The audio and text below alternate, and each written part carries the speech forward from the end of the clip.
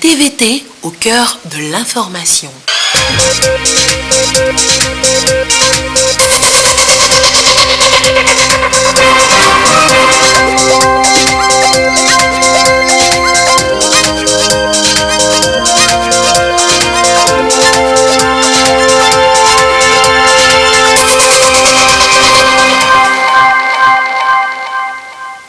Bonsoir à tous, il est 20h.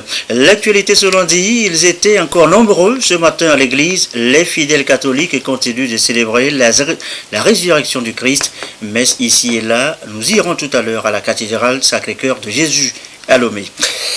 La CENI se prépare pour les élections locales. Pas encore de date fixée, l'institution forme tout de même ses membres à l'organisation et à la supervision du scrutin. Et puis, Plan International Togo travaille désormais avec toutes les régions du Togo. L'ONG a signé de nouveaux partenariats qu'implique ce nouvel accord. Les explications tout à l'heure dans ce journal.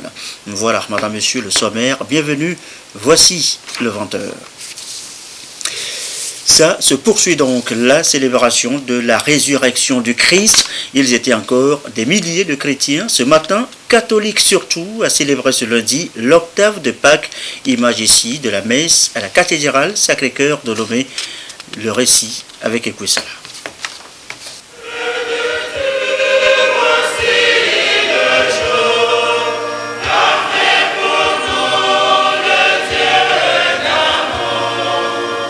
Lundi de Pâques à la cathédrale Sacré-Cœur de Jésus.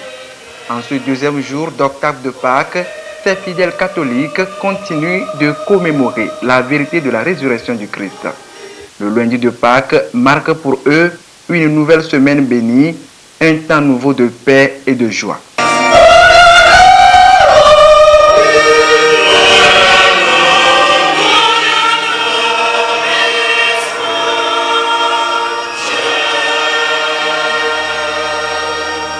Si le Christ n'est pas ressuscité, vaine alors est notre foi. Alors c'est une grande joie qui éclate dans le peuple de Dieu le jour de Pâques.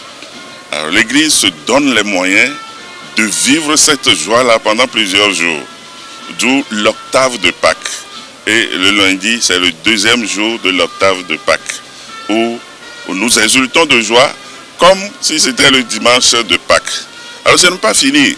Après, nous aurons 7 dimanches de Pâques pour célébrer rien que cet élément fondamental de notre foi, pour célébrer la résurrection de notre Seigneur Jésus-Christ. Jésus est ressuscité d'entre les morts. Cette vérité proclamée par les apôtres doit interpeller les fidèles chrétiens et les amener à raffermir leur foi en Dieu. Le Père Désiré Podar a proclamé de nouveau la bonne nouvelle, la victoire de la vie sur la mort. Dans son homélie, il exhorte le monde chrétien à renoncer aux mensonges et à chercher la voie de la vérité. Alors j'ai insisté sur la vérité et le mensonge.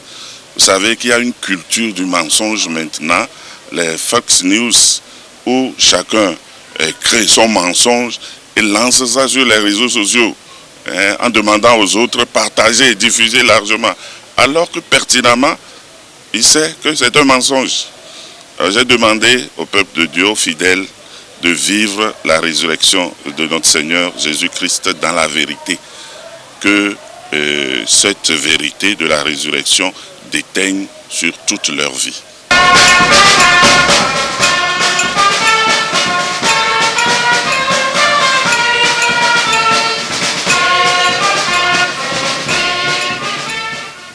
La célébration de la Pâque s'étend sur 7 dimanches d'affilée. Au 50e jour se présente un autre événement de taille. L'Église est appelée à commémorer la descente de l'Esprit Saint sur les apôtres. On parle de la Pentecôte. Et c'est pour bientôt la Pentecôte donc. En attendant, ce soir, nous allons nous intéresser à ces prêtres qui célèbrent les messes dans les camps militaires. Les aumôniers militaires, comme on les appelle, sont-ils militaires eux aussi? Pourquoi cette appellation? Sont-ils différents des autres prêtres que nous croisons tous les jours sur les paroisses? Les éclairages, Adolphe Paca.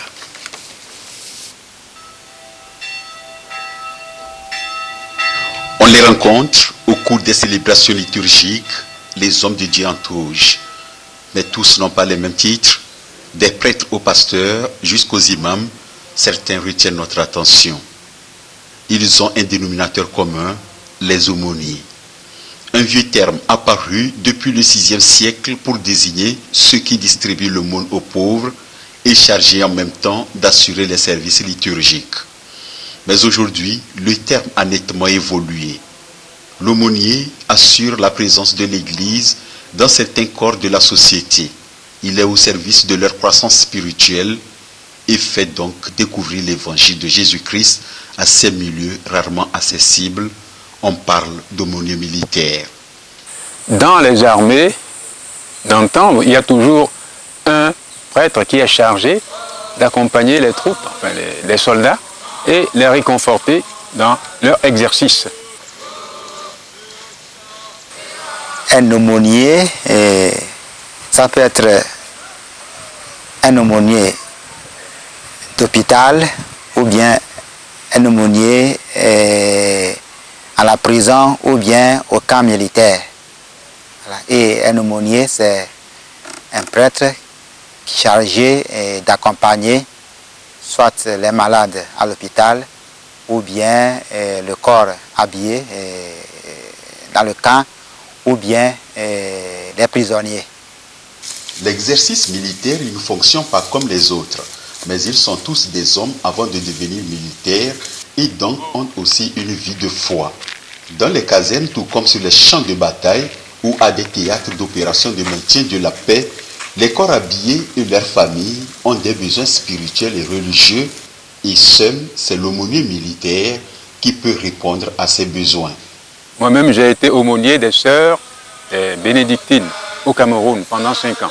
C'est un prêtre qui est chargé d'accompagner les troupes ou les militaires dans leurs expéditions et surtout s'occuper de leur vie de foi. Comme ici, c'est une scène des enfants de troupe dans une école militaire. Ils passent toute la journée en corvée. Des jeunes et adolescents pour la plupart, loin de leur famille.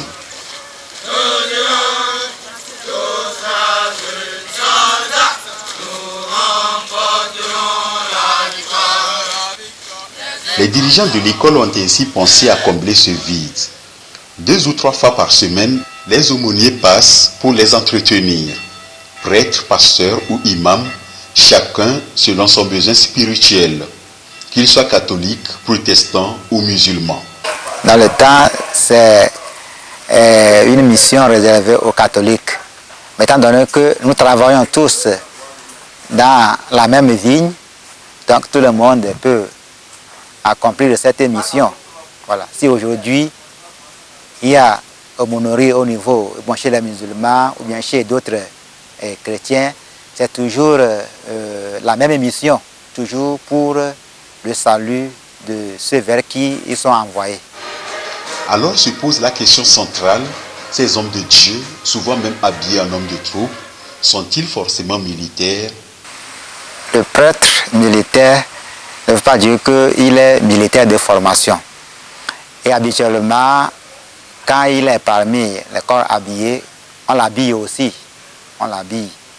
Et il est là pour accompagner spirituellement le corps armé.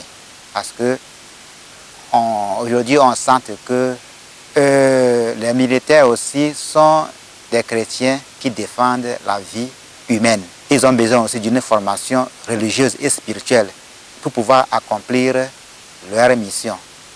Donc, ils ont besoin aussi, c'est pourquoi il y a toujours un prêtre à côté pour les orienter. Mais ils ne sont pas forcément, ils ne sont pas militaires, mais on les habille comme ça. Il est clair que les aumôniers traditionnellement en tenue militaire ne le sont pas forcément. Tous sont cooptés à agir œcuméniquement. Dans certains pays, la coutume militaire veut que les aumôniers militaires soient surnommés padre, père en italien, et le titre de madre, mère, commence à se répandre pour identifier les aumôniers de sexe féminin. parce que perçus comme des pères et mères spirituels des militaires.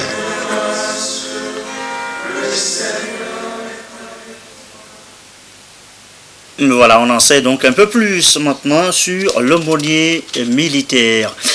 Je vous l'annonçais en titre tout à l'heure, la date pas toujours connue, mais la CENI se prépare déjà pour l'échéance. Ses membres se forment depuis ce matin pour les prochaines élections locales. Session axée à Kwalimé sur l'organisation, la supervision du scrutin, le démarrage ce matin des travaux Kassim Nabaka.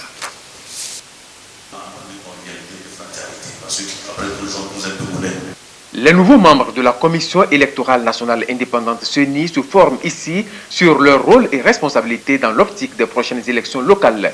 La session de 5 jours répond à l'exigence d'efficacité de cette institution chargée de l'organisation et de la supervision des consultations électorales et référendaires au Togo. La commission vient d'être renouvelée depuis le 28 mars par la prestation de serment des nouveaux membres de notre institution, c'est-à-dire de la CENI. Ce séminaire est organisé pour permettre aux nouveaux membres d'avoir connaissance des différentes dispositions qui régissent l'organisation et la conduite des processus électoraux d'une manière générale. Les travaux vont porter sur la mission, la composition, l'organisation et le fonctionnement de la CENI. Le cadre normatif et institutionnel des consultations au Togo, avec un gros plan sur les élections locales, sera abordé. Autre sujet phare de cette session de formation, la communication en période électorale et les fondamentaux juridiques du contentieux électoral. Et ce n'est pas tout. Le budget et les questions logistiques d'une manière générale. Nous avons aussi retenu de nous informer sur la sécurisation du processus électoral.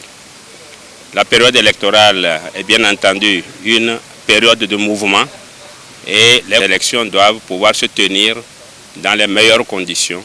Nous avons aussi retenu de demander à l'ensemble de l'équipe d'encadrement de nous entretenir sur les meilleures voies et conditions pour assurer des élections apaisées.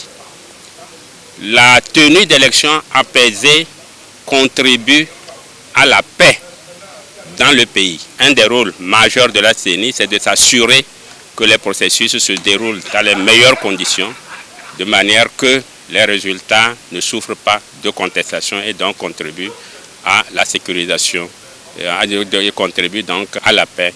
C'est la première fois depuis 32 ans que le Togo s'apprête à organiser des élections locales. Un scrutin voulu par les plus hautes autorités pour doter les communes du pays d'organes légitimes d'administration en conformité avec le principe phare de la décentralisation qui est la libre administration des collectivités locales, soubassement de la gouvernance endogène. Et quelques autres précisions apportées par ce communiqué de la CENI. Dans le cadre des préparatifs des élections locales 2019, les membres de la Commission électorale nationale indépendante CENI tiennent une session de formation du 21 au 25 avril 2019 à Kwalimé. Le thème du séminaire est « Élections locales au Togo, rôle et responsabilité de la CENI ». À l'issue du séminaire, les membres de la CENI seront bien outillés pour une conduite efficace du processus électoral. Un cours communiqué donc de la CENI. Direction maintenant le Maroc. Que retenir du 5e Forum régional africain sur le développement durable? C'était du 16 au 18 avril dernier. 6 objectifs des ODD ont fait l'objet de discussions. Lesquels précisément et pour quelles conclusions? Eh bien voici les précisions de Marcel Toyi avec Arnaud Tidiouf.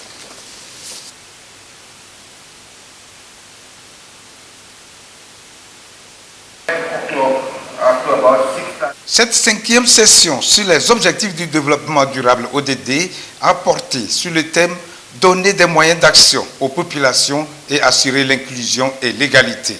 6 objectifs de développement durable sur les 17 ont été évalués par les participants à cette 5e session du forum. Il s'agit de l'ODD 4, éducation, le 8 sur le travail décent, le 10e sur la réduction des inégalités, le 13e sur les changements climatiques, le 16e sur la paix et la justice et le 17e sur le développement du partenariat. Le Togo était représenté par les ministères du développement à la base, de l'alphabétisation, des affaires étrangères ainsi que ANCEFA et la Coalition nationale togolaise pour l'éducation pour tous.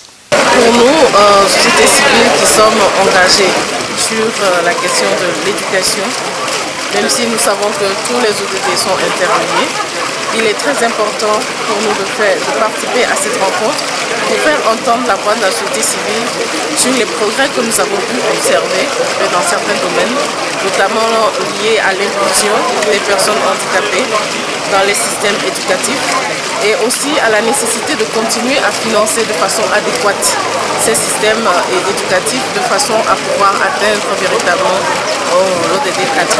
À 11 ans de mise en œuvre des 17 objectifs du développement durable, cette 5e session du forum a fait le bilan des progrès accomplis dans la promotion des priorités de l'Afrique et les résultats escomptés. Le volontariat au sein de ces ODD est considéré comme un outil transversal devant permettre l'atteinte de tous les ODD. Le Togo avait été cité dans le rapport que le programme de volontariat des Nations Unies a élaboré sur la contribution du volontariat aux ODD. Et l'exemple du Togo avait été édifiant en ce sens que dans la revue de la mise en œuvre des ODD au Togo, l'évaluation aussi pour voir comment le volontariat contribue à l'atteinte des ODD au Togo avait été ressorti dans l'évaluation que le Togo avait faite. Et ça était quelque chose de spécial qu'on a voulu partager et à travers un panel, nous avons développé ce volet, nous avons présenté c'est quoi les atouts du Togo et on a répondu aux questions des panélistes, des participants qui ont voulu savoir c'est quoi le secret du Togo. Et ce secret, c'est d'abord la volonté politique au plus haut niveau en matière de volontariat au Togo. On retient que l'Afrique, sur les 6 objectifs de développement durable dont l'éducation a fait des progrès. Mais beaucoup reste encore à faire.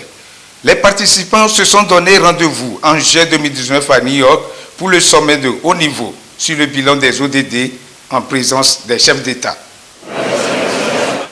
Produire du riz peut bien changer votre vie, mais comment?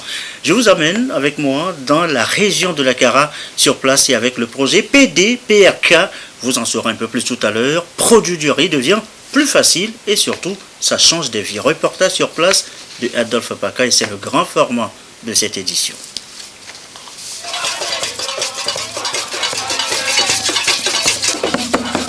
Chez les Concomba, ce tambour ne résonne qu'à de grands événements.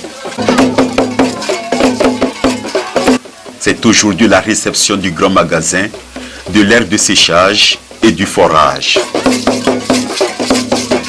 Sur ces nouvelles infrastructures, nous pouvons lire la prescription du nom du projet PDPRK, projet de développement de la production rizicole dans la région de la Kara. Pour comprendre l'immensité et la quintessence du projet, direction Kara, où loge le siège de la coordination. Et nous y sommes. Le coordonnateur, M. Aboua, s'apprête d'ailleurs pour une visite de terrain. Nous sommes les bienvenus. En route pour Kouloukoudar, le premier site à visiter dans la préfecture de la Kosa. Aujourd'hui, nous sommes en visite de terrain. Nous allons voir les réalisations telles que les bas-fonds aménagés, et les magasins construits pour le stockage, et les aires de séchage, et les pistes d'accès et les forages pour l'eau potable. Et nous voici sur le site. Au beau milieu du bassin en aménagement, une pelleteuse avec ses mâchoires d'acier. Depuis des semaines, elle creuse et arrache progressivement tout ce qui doit l'être pour faire de cette immense prairie un grand bassin rizicole. Toutes les équipes sont à l'œuvre pour la construction d'une retenue d'eau, d'un canal d'irrigation et d'une digue de béton cyclopéen avec gabion et enrochement. En tout, 8 sites de bas-fonds à aménager sur une superficie de plus de 450 hectares dans cette première phase. Avec 10 km de pistes de desserte, la construction de magasins de 120 tonnes, des aires de séchage, des abris pour tracteurs et la réalisation de 7 forages. Ici, tout est fait prêt. Pour la cérémonie de réception, Image nous commente.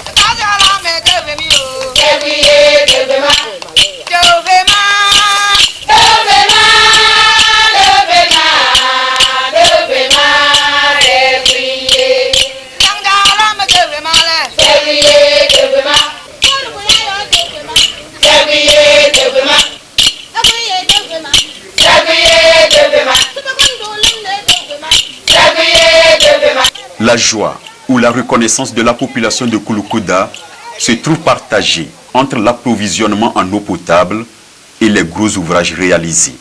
Maintenant, dans le milieu, on produit beaucoup de riz, on vend, c'est-à-dire on mange, et il y a le reste, une grande quantité qui va rester, on va vendre, et ça diminue la pauvreté. Réduire la pauvreté par l'amélioration de la production nationale du riz, PDPRK est en train de révolutionner les bassins rizicoles de la Kara et les résultats sont visibles. Les 7 préfectures sont prises en compte: Assoli, Bassar, Bina, Dangpen, Doufelgou, Kéron et Koza. C'était déjà le début de la saison sèche, début donc des récoltes quand nous sommes arrivés à Panahore, dans la Bina. Ici, il suffit d'observer la densité des panicules du riz dans les champs pour comprendre l'engouement des producteurs. Quand vous voyez cette densité de riz sur 1 hectare, avec les panicules bien chargées, et vous n'allez pas espérer moins de 4 tonnes à l'hectare. Et ceci montre un fort rendement, une bonne production. Panahore, à l'instar des autres localités, sont de véritables bassins rizicoles autrefois exploités par les Chinois. Aujourd'hui, le gouvernement décide de prendre cette potentialité en main. Non, je suis très content que le projet est venu. D'abord, les Chinois étaient ici, ils ont travaillé le riz et ils ont récolté. Quand ils sont partis, la rivière là est intacte. Depuis qu'on était là, on travaille le riz, c'est à la volée. Et actuellement, j'ai déjà vu la récolte. Je suis sûr que nous allons réussir. Et c'est la première année qu'on a commencé. Réussir, c'est la pensée qui revient leitmotiv à l'esprit des communautés depuis qu'elles ont reçu les techniques, les matériaux et les infrastructures innovantes.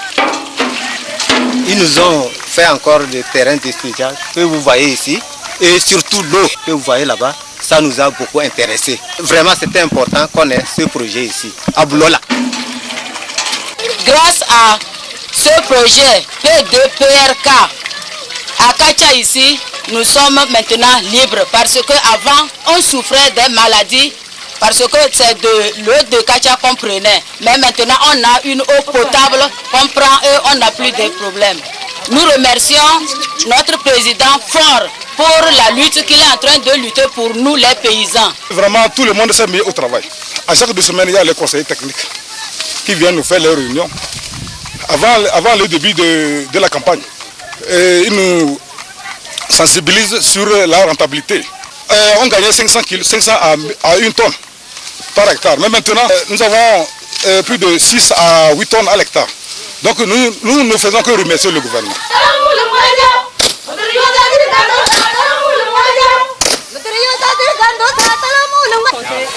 Par exemple, nous sommes les paysans. Nous constituons plus de 60% de la population du Togo. Et voilà que le gouvernement a un temps de changer les activités de 60% de la population togolaise qui est pénible, les paysans. Donc maintenant, on voit qu'il y a eu un changement. Changement dans les pratiques culturelles, changement aussi dans les rendements, c'est-à-dire que le PDPRK est sur la bonne voie de changer la vie des 1000 femmes, 1000 producteurs dans les attentes du gouvernement de réduire drastiquement la pauvreté en milieu rural.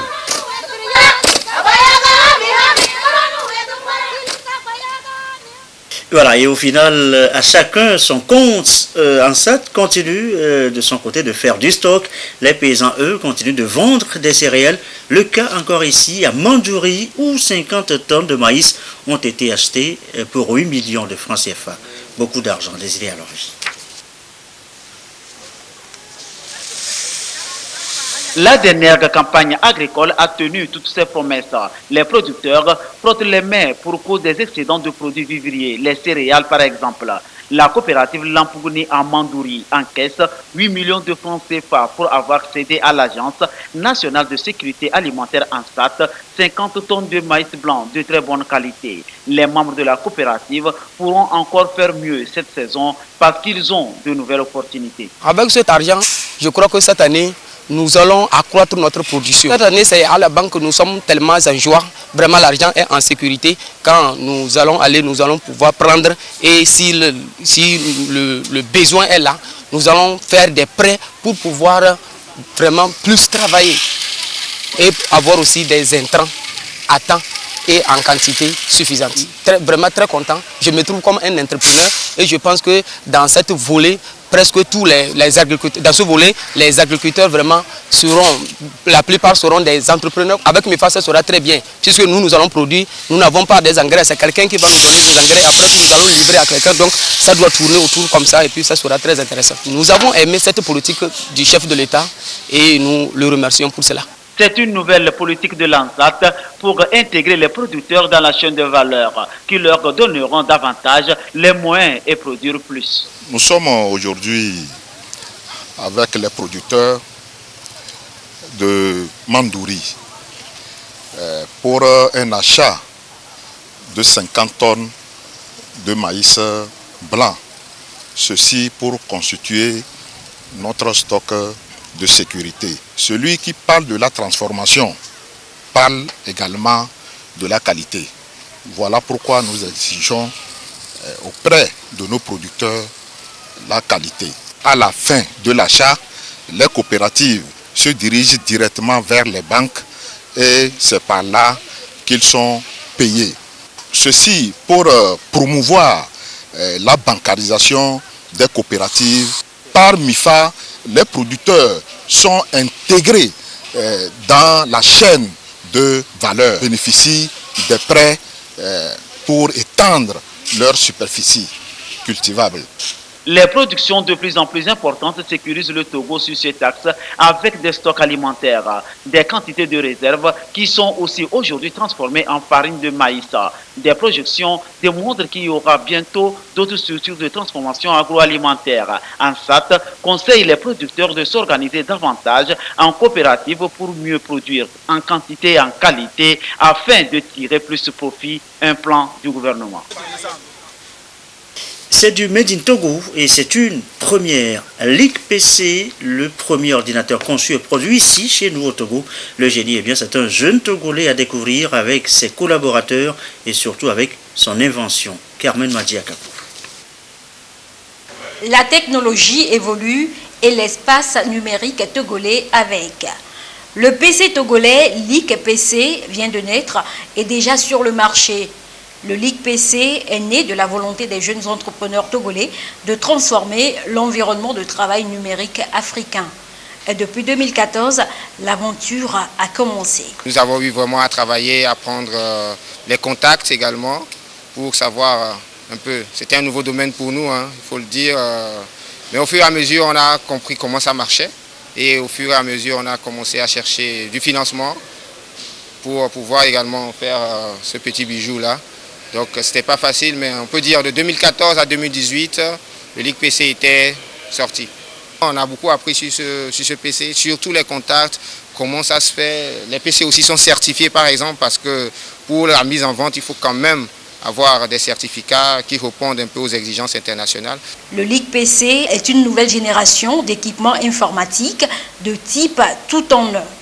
Son architecture n'a rien à envier aux autres membres de la famille des ordinateurs. Avoir un ordinateur qui nous permet de mettre à côté l'unité centrale, mais tout est à l'intérieur de l'écran, aussi avec un RAM de 8 Go et une capacité de stockage de 1 Tera, il faut le faire avec cette vitesse-là, ce n'est pas évident du tout. Ensuite, pouvoir avoir donc un clavier et une souris sans fil, tout ça intégré, mettre en place aussi les dispositifs pour avoir 8 ports d'entrée USB. Vraiment, les caractéristiques techniques donc, de l'ordinateur, il faut dire que c'est impressionnant. Le LIC-PC est un ordinateur professionnel et personnel alliant performance et modernité avec un design élégant. Il est équipé d'un système Windows 10 et des accessoires de haute précision. Il est conçu comme toute autre machine, un ordinateur. Il y a une carte mère, il y a un disque dur, il y a, vous voyez l'écran, il est là, il y a le clavier et la souris. Donc tout est conçu sur le modèle d'un ordinateur. Mais là, nous, ce qu'on a eu à faire, c'est qu'on a pensé des équipements un peu plus petits pour que le format aussi soit léger et dans la suite, que ce soit performant en fait. L'IC-PC, pour cette première version, elle est à 8 Go de RAM avec deux types de disques durs à l'intérieur. Un disque SSD qui permet de démarrer le système rapidement et un disque de 1 Tera qui sert à stocker les données pour ceux qui travaillent là-dessus. Donc c'est un système assez robuste et il supporte le Wi-Fi et le câble également. La société Leaksoft est le concepteur du Leak-PC. Cette entreprise se distingue par sa démarche orientée vers la qualité du service et la satisfaction totale de sa clientèle. Aujourd'hui, Leaksoft affirme sa volonté d'accompagner sur le plan technologique le développement du Togo, impulsé par le plan national de développement PND 2018-2022. Bon vent donc à Leaksoft. Un mot de santé dans cette édition. L'épidémie de méningite à l'intérieur du pays. Des cas suspects, détectés et confirmés. Des victimes à déplorer une bien triste réalité. Que faire face à la menace? Kassim Labaga nous édifie sur quelques mesures urgentes à prendre ce soir. Des campagnes de vaccination contre la méningite comme celle-ci, le Togo en fait tous les ans, ou presque, et pour cause. Le Togo fait partie de l'ensemble des pays qui sont situés dans une zone qu'on appelle la ceinture de la méningite, qui ont des caractéristiques climatiques à peu près semblables. Donc, caractérisées par c'est le climat tropical, donc la chaleur, la poussière, etc., qui sont donc des conditions favorables à la vie de la bactérie, à la vie du germe. Au Togo, c'est la partie nord du pays, essentiellement la région Savane, la région Kara, la région centrale, mais aussi dans la région des plateaux, qu'on peut donc retrouver ces conditions-là. À partir de novembre, la sécheresse commence et cette sécheresse donc est marquée par la survenue des vents, comme l'harmattan, le grand vent qui soulève beaucoup de poussière. Donc, ça devient un moment favorable pour le germe de pouvoir atteindre l'homme. Dans ces zones à risque, la menace est présente toute l'année. Cependant, la saison sèche reste la période de recrudescence de la méningite. Alors, la méningite, lorsqu'elle attaque quelqu'un, le germe loge généralement dans nos voies aériennes, dans la gorge, dans la bouche. Donc, lorsque quelqu'un est malade et qu'il a la méningite, il peut transmettre à une autre personne saine ce germe-là par la toux, par l'éternuement. Avec ce mode de transmission directe, il est aisé de comprendre combien il est facile qu'une épidémie de méningite survienne rapidement. D'où la nécessité de connaître les symptômes de la maladie afin de se faire soigner dans les plus brefs délais. La méningite est une maladie qui se manifeste essentiellement par le corps chaud, les maux de tête, la raideur du cou, raideur ou douleur du cou, les vomissements, les troubles de la conscience et le coma qui peuvent apparaître. C'est vrai que chez l'enfant, chez le nouveau-né, le tout petit enfant, il y a une petite différence. Parce que chez lui, généralement, il y a tous ces signes, mais le cou devient plutôt mou. Lorsque quelqu'un présente de ces signes, il faut rapidement aller à l'hôpital le plus proche, au dispensaire, au centre de santé le plus proche. Et ces cas sont pris en charge correctement. Et les malades guérissent très bien, sans aucune complication, sans séquelles, s'ils sont pris en charge très tôt. Si rien n'est fait, c'est la mort qui survient. Ou si les malades sont pris en charge trop tard, souvent il y a des complications qui s'installent, comme la surdité, on devient sourd après, ou des troubles de comportement qui vont rester chez ce malade. En 2016, le Togo a connu l'une de ses pires épidémies de méningite. En quelques semaines seulement, La maladie avait infecté près de 2000 personnes et tué 127, obligeant le Premier ministre à descendre en urgence sur le terrain pour appuyer les campagnes de vaccination et de sensibilisation. Face à cette redoutable maladie qui tue très rapidement, la prévention reste une alliée sûre. Pour éviter d'attraper la méningite, il y a d'abord des mesures simples. C'est éviter des milieux poussiéreux. Ensuite, se protéger de la poussière. Protéger de la poussière, généralement, on peut se protéger le nez, la bouche, avec des petits moyens, comme des mouchoirs, ou des bavettes, se protéger pour éviter de respirer cette poussière. Maintenant, en pratique, comment le faire vraiment? C'est que par exemple, à la maison, pour faire le ménage, balayer la cour, il faut arroser le sol. Quand on éternue ou quand on tousse, on a souvent le réflexe d'amener la main vers la bouche ou le nez. Et il faut se laver les mains régulièrement pour que les microbes qu'on a pu déposer dans sa main pendant ces gestes-là puissent être éliminés.